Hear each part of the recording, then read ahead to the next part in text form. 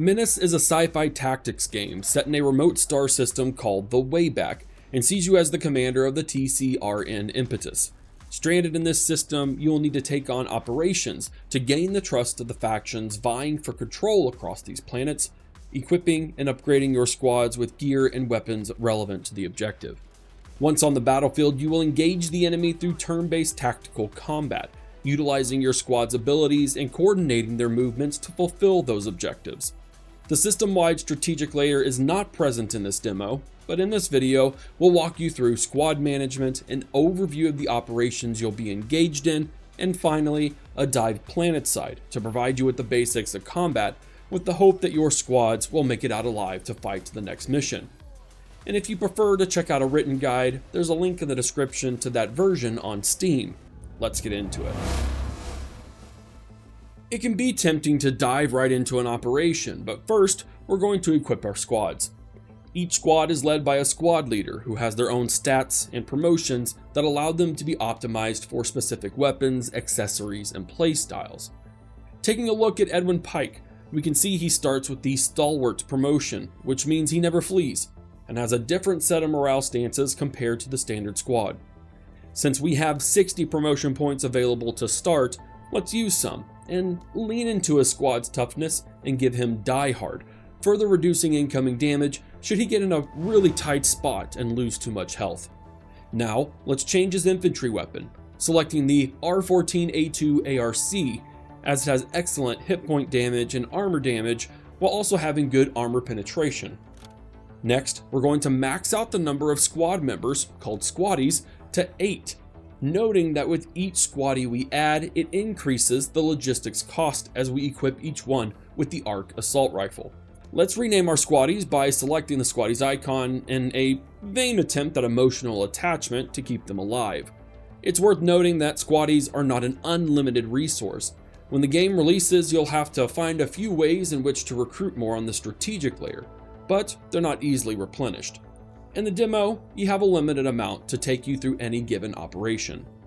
We can also equip one of our squaddies with an infantry special weapon, and we'll rock with the CMG-50 medium machine gun, as it has great suppression qualities due to the significant rate of fire, something we'll address in the combat section later on.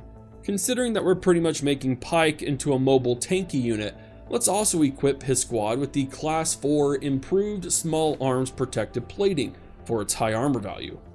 Lastly, with 2 accessory slots, let's add some grenades for explosive fun and combat drugs to keep them going even when the going gets tough. This is an expensive squad in terms of logistics, but it'll be worth it to make him essentially unstoppable. With similar considerations in mind, I've gone ahead and equipped our other infantry squads. Jean Sai has a rocket launcher thanks to her Economics 101 and Tank Buster promotions, which make her the ideal anti-tank squad. Cody Greffinger is our short-range, high-suppression specialist. And finally, Renu Riwa, who is a bit different because she's a pilot, is coming in with an AATV, where I've opted for the heavy machine gun mounted on top. When the game releases, there will be several more squad leaders to hire, each with their own specializations, either as infantry squad leaders or as pilots, and there will be a significantly larger variety of equipment as well. Now, let's move on to operations. Operations are relatively straightforward in this demo. An operation is comprised of multiple missions on a single planet with potentially divergent paths that you'll have to pursue to the final objective. This demo features 10 potential mission types you can pursue across procedurally generated operations, so you'll definitely want to run through operations multiple times to see the variety. Each mission has a mission objective, difficulty, logistics limit, and of course, mission rewards. Pay close attention to all of these. Should you have multiple choices, the rewards could allow you to upgrade your squads with special equipment, or even more strategic assets such as additional temporary military forces in another mission of the operation. Once you've made your choice, it's time for mission prep. Mission prep provides an opportunity to review all the information you have before mission launch. The degree of information provided depends on your intelligence level, which for this demo is set at level 2. On release, you won't start with this level of intelligence, however, you will be able to upgrade the impetus with such an upgrade. Because of this high intelligence level, hovering over both civilian and pirate squads will allow you to see what type of unit they are, which could affect where you deploy your own squads. With this in mind, I'll drag my squads to the locations I want them within my deployment zone, adjust my squad loadouts to make sure I'm under the logistics limit, and I'm ready to deploy planetside. Combat in Menace is a turn-based tactical affair, although there are a few mechanics that switch it up from the standard. Every squad on the map has a number of action points, also known as AP, which determines the limit to their actions within a single round. AP can be used to move a squad anywhere within the white border, enter different stances such as the deploy action, fire a weapon, or use an accessory like a grenade or the drone. Unlike most turn-based tactical games, Menace turn orders work on a per faction basis. That is to say, your faction goes first with any one of your choosing. Then every other faction gets to do their turn before returning once more to you. The cycle continues until all factions have their actions across all their squads within a single round. This means you may see several pirate units moving at the end of a round if they outnumber you.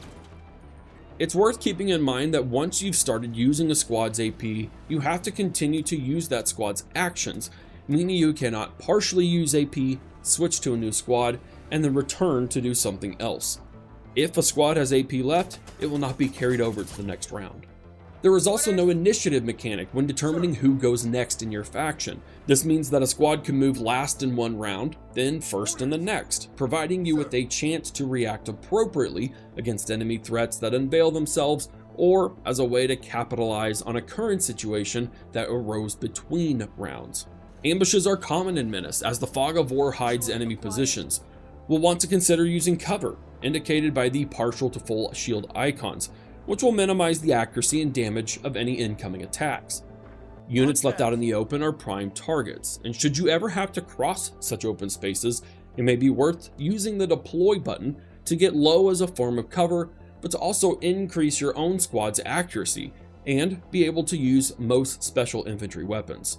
After a few rounds of maneuvering from cover to cover, it's time to finally engage the enemy. Combat itself is a deeply tactical mechanic, and before we simply try to attack the first thing we see, let's hover over our weapon to see the weapon tooltip and get a reminder of its optimal use case. Here, we gain an overview of the weapon's abilities, including various shot types and a list of weapon statistics such as range, damage, and armor penetration.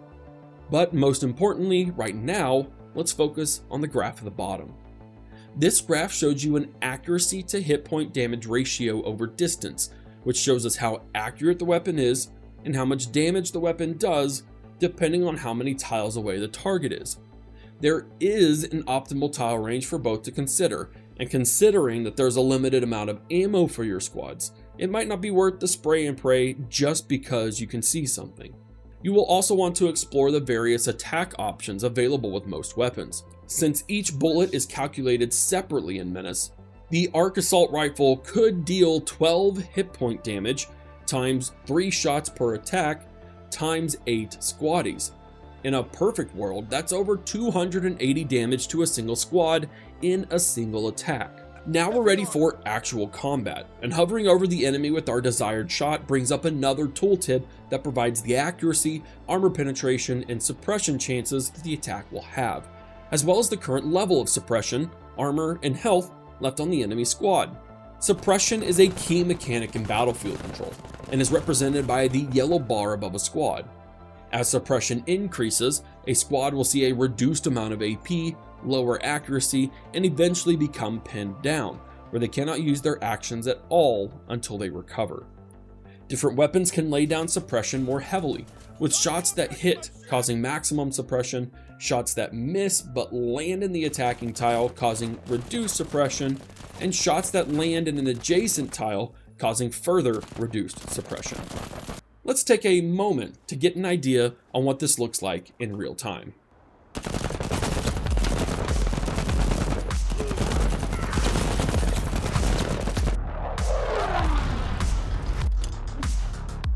Taking casualties, Major.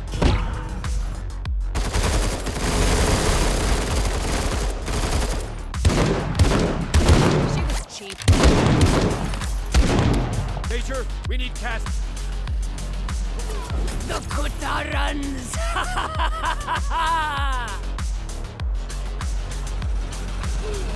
Good job, Marines. Let's take it home. Once you've completed the mission, you'll choose your reward, equip or upgrade your squad, including filling in any positions for any squaddies you may have lost, and it's on to the next mission. We hope this gives you an idea of what to expect when you dive into the Menace demo. Be sure to check it out on Steam, and don't forget to wishlist the game as well. And again, if you prefer a written guide, check the link in the description. Thank you for watching, and enjoy your time with Menace.